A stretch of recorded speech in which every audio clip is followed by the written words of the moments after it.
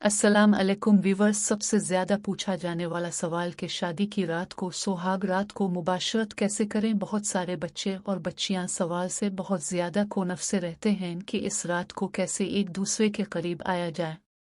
मैं हूं आपकी होस्ट डॉक्टर इरम। अब देख रहे हैं डीप फीलिंग्स चैनल को। लड़कियां, आपको पता है कि शर्मीली होती हैं, वो ऐसी बातें किसी से नहीं कर पाती हैं, और लड़के थोड़े से नर और बेबाक होते हैं, लेकिन फिर भी उन्हें इन सवालों का भरपूर जवाब नहीं मिल पाता, क्योंकि वो रात जिंदगी की एक अहम तरीन रात होती है जिसमें अपने शरीक के सफ़र का एतमाद भी जीतना होता है और अपने आप को मनवाना भी होता है। ये कहा जाए कि आने वाले आपकी ज़िंदगी का दारोमदार इस एक रात पर होता है।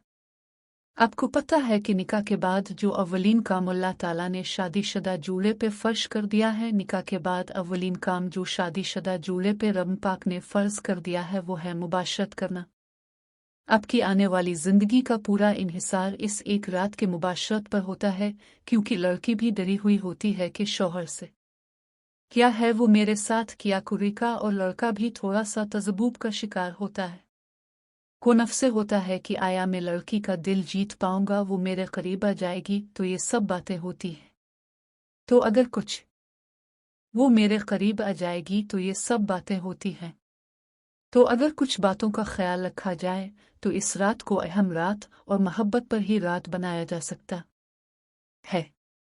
बाकी एक दूसरे के लिए ताका एक दूसरे के लिए नसीहत आता हूँ।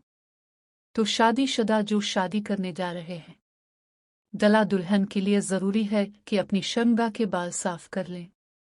फिर जब रुखसती के बाद खुला कमरे में दाखिल हो तो दरवाजे को अच्छे तरीके से लॉक कर लें, और ख्याल रखें कि कमरे के अंदर कोई ऐसी जगह तो नहीं जा बाहर से अंदर की तरफ झांका जा सके, आबे पर्दगी हो, क्योंकि अगर ऐसी कोई बात होती है तो दुल्हन इस बात को बहुत ज़्यादा मंद करती है।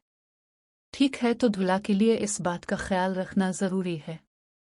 फिर को सलाम करे, इसके पास बैठे दाल हाथ से इसके बाल पकड़ के ये दुआ पढ़े। दुआ पढ़ने के बाद अपनी बीवी को मुंह दिखाएगा एक अच्छा सा तोहफा दे। याद रखिएगा कि मुंह दिखाएगा तोहफा जो है, इसके लिए दुल्हन के दिल में एक अलग ही अरमान होता है।